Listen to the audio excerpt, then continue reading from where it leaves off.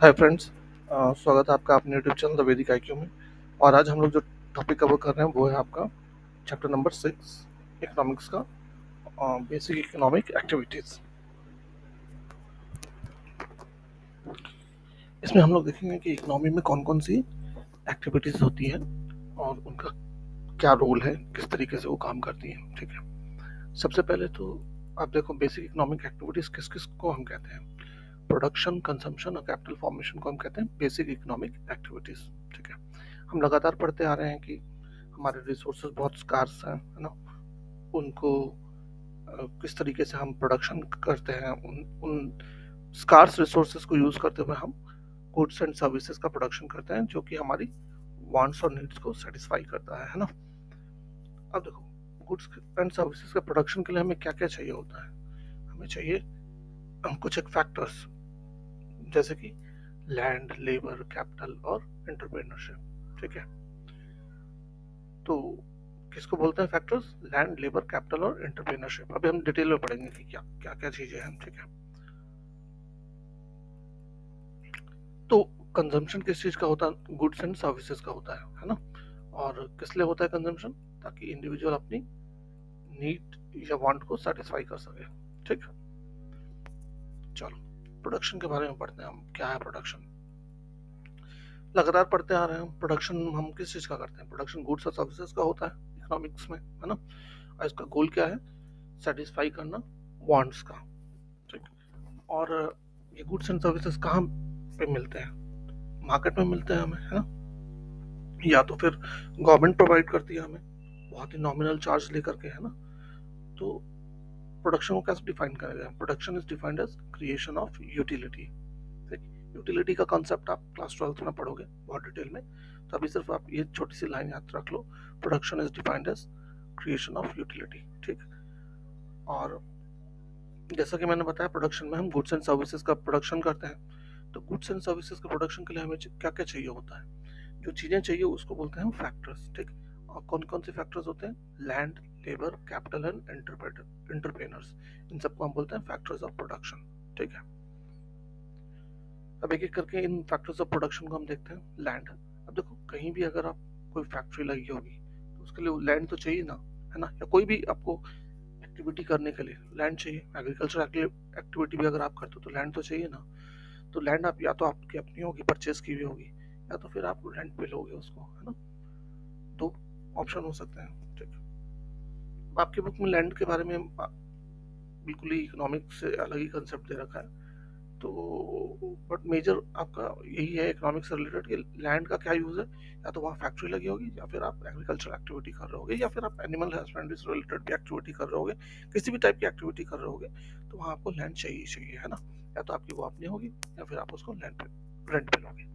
Labour, labour किस तरीके के हो सकते हैं? दो तरीके के लेबर होते हैं। एक होता है जो फिजिकल लेबर करता है, एक होता है जो मेंटल लेबर करता है। क्या डिफरेंस है दोनों में? फिजिकल लेबर करने वाले वो बंदे होते हैं जो लिटरली काम करते हैं, जैसे सामान उठाना, अनलोड करना, है ना। खेत में काम करना, है ना। खेत खेती कर रहा है, तो ये सब क्या है? फिजिकल लेबर वाले बंदे हैं। मेंटल लेबर वाले बंदे कौन कौन से हो गए? जैसे जो डॉक्टर है, इंजीनियर है, टीचर है, लॉयर, मैकेनिक, इलेक्ट्रिशियन, टेलर वगैरह, ये सब क्या है? मेंटल लेबर वाले बंदे हैं, है ना। जो जो कि एजुकेशन और ट्रेनिंग के थ्रू एक सर्टेन स्किल अपने में पैदा करते हैं। और प्रोडक्शन में हमें किस टाइप के बंदे चाहिए होते हैं? स्किल्ड और अनस्किल्ड दोनों चाहिए होते हैं ना। आप मान लो एक फैक्ट्री का एग्जांपल लेके देखो, तो वहाँ पे वर्कर भी चाहिए जो काम करने वाला है ना। और स्किल्ड वर्क, अनस्किल्ड चाहिए बंदा, और स्किल्ड बंदा भी चाहिए, जैसे इंजीनियर होगा, टेक्नीशियन होगा, है ना, इलेक्ट्रिशियन होगा। ये सब बंदे भी चाहिए होते हैं हमें। तो लेबर का एग्जांपल आपको समझ में आ गया होगा। कैपिटल, कैपिटल का मतलब क्या है? किसी भी टाइप की मशीनरी हो, और वेल्थ को तो ऑब्वियसली कहेंगे हम कैपिटल। ठीक है, किसी भी टाइप की मशीनरी, मशीन हो, टूल हो, बिल्डिंग्स, बिल्डिंग्स को भी इवन हम कहते हैं कैपिटल में। ठीक है, और मटेरियल जो, रॉ मटेरियल जो होता है वो भी कैपिटल के अंडर आता है। ठीक, कैपिटल जो होता है मैन मेड रिसोर्सेज है। ठीक है, और कैपिटल का किस चीज में यूज होता है? To increase the efficiency of production of factors like land and labour. अब देखो, लेबर की हेल्प ही करता है ना कोई भी मशीन, टूल या मटेरियल, उसी का यूज करके तो बनाते हैं हम। आपका कोई भी गुड्स, है ना। तो कैपिटल हमें मदद करता है किस किस चीज में, कि आप कोई मशीन परचेज कर सको, या फिर आप कोई बिल्डिंग रेंट पे लो, रॉ मटेरियल आपको खरीदना पड़ेगा, है ना, टूल्स खरीदने पड़ेंगे, तभी तो आप जा करके कुछ बना पाओगे। ये सब खरीदने के लिए आपको क्या चाहिए, पैसा चाहिए, कैपिटल चाहिए, है ना। कैपिटल के बारे में क्या क्वालिटी है, कैपिटल जो है एक पैसिव फैक्टर ऑफ प्रोडक्शन है, और इसके बिना आप लेबर को वर्क नहीं करा सकते, है ना। और इसका एक limited span of life life sorry इसका एक लिमिटेड स्पैन ऑफ लाइफ होता है, और कुछ टाइम बाद ये ऑब्सोल्यूट हो जाता है, मतलब कोई काम का नहीं रह जाता है कैपिटल। ठीक है, कोई भी मशीनरी हो, चाहे छोटी मशीनरी हो चाहे बड़ी मशीनरी हो, सबको लिए आपको कैपिटल चाहिए होगी, है ना। कुछ एक मशीनरी जो मतलब लॉन्ग टर्म चलती हैं, उनको हम कहते हैं फिक्स्ड कैपिटल। जब फॉर एग्जांपल स्मॉल टूल्स जैसे स्क्रू ड्राइवर, कैलकुलेटर्स, या फिर heavy machines, engine, tractors, ships वगैरह, ये फिक्स्ड कैपिटल होती है ना। और कुछ होती है कैपिटल जो बहुत तेजी से कंज्यूम हो जाती है। कंजम्पशन वाली जो मटेरियल होते हैं, रॉ मटेरियल जो होता है, वो उसको बोलते हैं वर्किंग कैपिटल। जैसे मान लो कॉटन है जहाँ टेक्सटाइल इंडस्ट्री में, या फिर सीड्स होगा, फर्टिलाइजर है, ये सब बहुत तेजी से कंज्यूम हो जाता है ना। तो ये सब क्या है, वर्किंग कैपिटल है।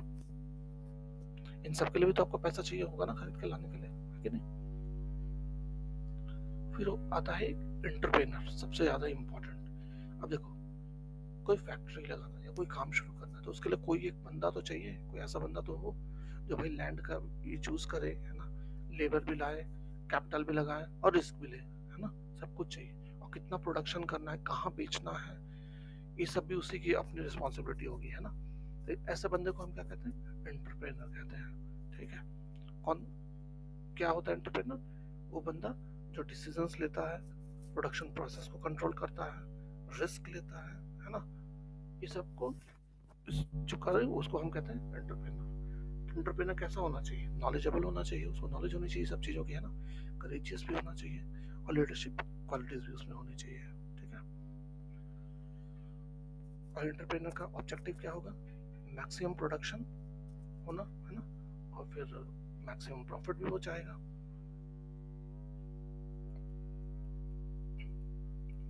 और एंटरप्रेनर क्या करेगा, क्योंकि वही सब चीज के लिए रिस्पॉन्सिबल है, तो वो लैंड भी हायर करेगा, लेबर भी हायर करेगा, और कैपिटल भी कहीं से अरेंज करेगा, है ना। तो लैंड के बदले में वो क्या देगा, रेंट देगा। जो लेबर उसके यहाँ काम करेगी उसको वो क्या देगा, उसकी सैलरी देगा, वेजेस देगा, है ना। कैपिटल कहीं से अरेंज करेगा, कैपिटल मतलब मान लो बैंक से उसने लोन लिया, तब उसका लोन का इंटरेस्ट भरना पड़ेगा उसको, है ना। तो ये तीनों निकालने के बाद, और रॉ मटेरियल के पर भी तो वो लाएगा, तो रॉ मटेरियल का भी खर्चा निकालने के बाद जो बचेगा उसको, वो प्रॉफिट उसका अपना होता है। ठीक, तो ये सब क्या कहलाती है, रेंट, वेजेस, इंटरेस्ट और प्रॉफिट्स क्या कहलाते हैं, आपके फैक्टर इनकम्स कहलाती है। ठीक, और फिर से आपके यहाँ पूरा फैक्टर इनकम्स दिया हुआ है। फैक्टर इनकम अभी हमने देख लिया।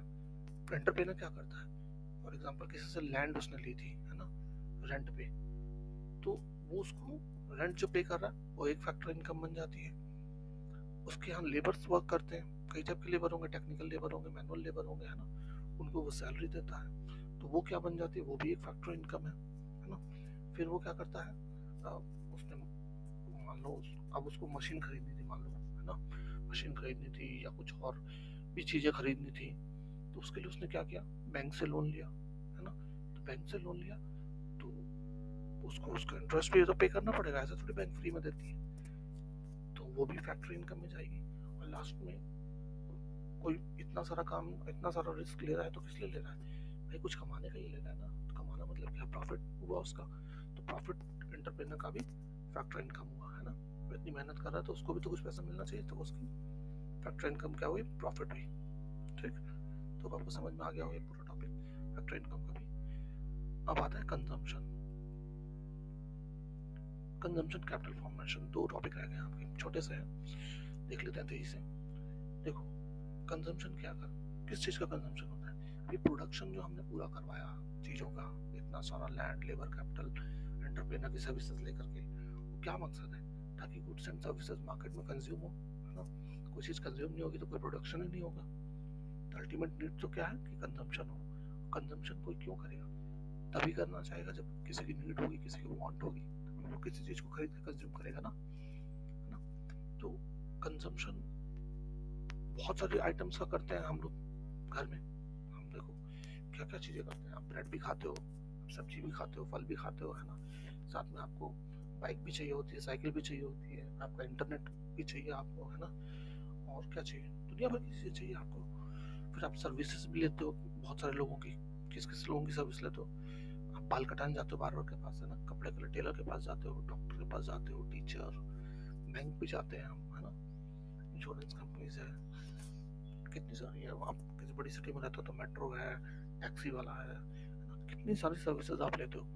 तो इन सब के बदले में भी आप पे करते हो ना। ये सब आपकी नीड और वांट को सेटिस्फाई कर रहे हैं, है ना। तो सर्विसेज और गुड्स में एक डिफरेंस आ जाता है कि सर्विसेज और गुड्स के कंजम्पशन में, सर्विसेज के कंजम्पशन में कोई टाइम गैप नहीं रहता है ना। प्रोडक्शन कंजम्पशन एक साथ हो जाते हैं। फॉर एग्जांपल किसी डॉक्टर के पास जाते हो, लॉयर के पास जाते हो, टीचर के पास जाते हो, तो आप जैसे ही उसकी सर्विस लेते हो वैसे ही आपने उसकी सर्विस कंज्यूम कर ली।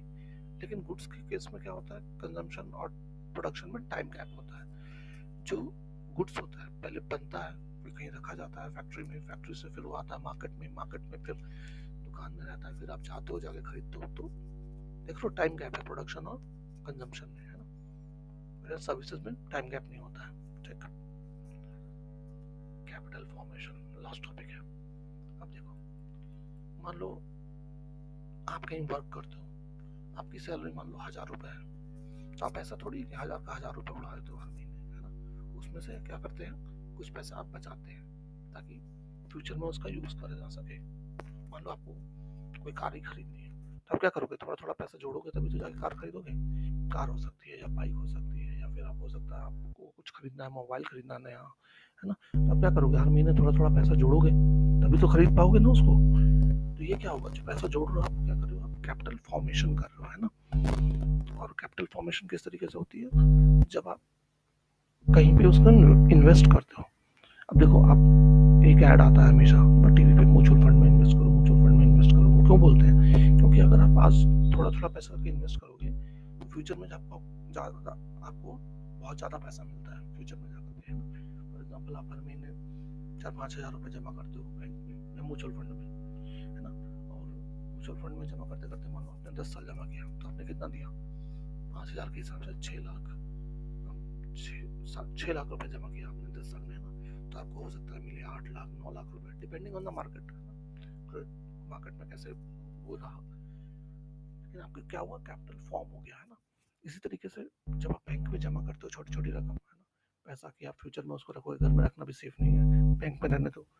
तो बैंक क्या करती है, इस इनकम को उठा करके किसी को लोन दे देती है ना। चाहे इंडस्ट्रियलिस्ट हो या पर्सनल लोन लोगों को देती है, और उसके बदले में वो क्या करती है, इंटरेस्ट गेन करती है। वो इंटरेस्ट का कुछ पर्सन आपको भी देती है ना। बैंक में पैसा रखते हैं तो इंटरेस्ट मिलता है ना। जैसे आप एफडी कर देते हो 5 साल के लिए, तो वो पैसा किसके पास आ गया, बैंक के पास आ गया, है ना। बैंक 5 साल तक कहीं भी यूज करे, आप तो कह रहे हो कि भाई मेरे को बैंक ने आपको प्रॉमिस कर दिया, हाँ 5 साल बाद आपको इतना पैसा मिल जाएगा, इतना जितना आपने जमा किया 1 लाख रुपए प्लस उसका जो परसेंटेज बनता है उतने परसेंट हम आपको देंगे ही देंगे, बैंक ने वादा कर दिया। अब वो 1 लाख रुपए बैंक कहीं भी यूज करे, अब बैंक अगर प्रॉफिट कमाता है तो बैंक का हुआ, नहीं कमा पाता, घाटा होता है, तब भी आप उसको देना पड़ेगा, है ना। तो ये कैपिटल फॉर्मेशन इस तरीके से होता है, और हर कंट्री में कैपिटल फॉर्मेशन होना बहुत जरूरी है। इससे क्या होता है कि लोगों का धीरे धीरे स्टैंडर्ड ऑफ लाइफ इंक्रीज करता है ना। तो हर सेक्टर एक दूसरे पे डिपेंडेंट है। इंडस्ट्री डिपेंडेंट है हाउस होल्ड पे, हाउस होल्ड डिपेंडेंट है इंडस्ट्री पे। कैसे, देखो, जो आप सर्विसेज फैक्टर सर्विसेज देते हो, लैंड, लेबर, कैपिटल की, एंटरप्रेन्योरशिप की, उसके पहले में इंडस्ट्री क्या देती है आपको, वेजेस देती है ना, रेंट देती है, इंटरेस्ट देती है, प्रॉफिट देती है। फिर आप इसको क्या करते हो, खर्च करते हो किस चीज पे, जो गुड्स एंड सर्विसेज देती है इंडस्ट्री, है ना। तो ये पूरा सर्किल है ना। देख रहे हो आप, पूरा का पूरा सर्किल है। तो होप ये आपको पूरा टॉपिक क्लियर हो गया हो, कहीं भी डाउट ना हो। कहीं भी अगर डाउट है आपको तो आप हमें कमेंट में लिखना, पूरी कोशिश करेंगे आपके डाउट को क्लियर करने के लिए। ठीक है, तो थैंक्स फॉर वॉचिंग।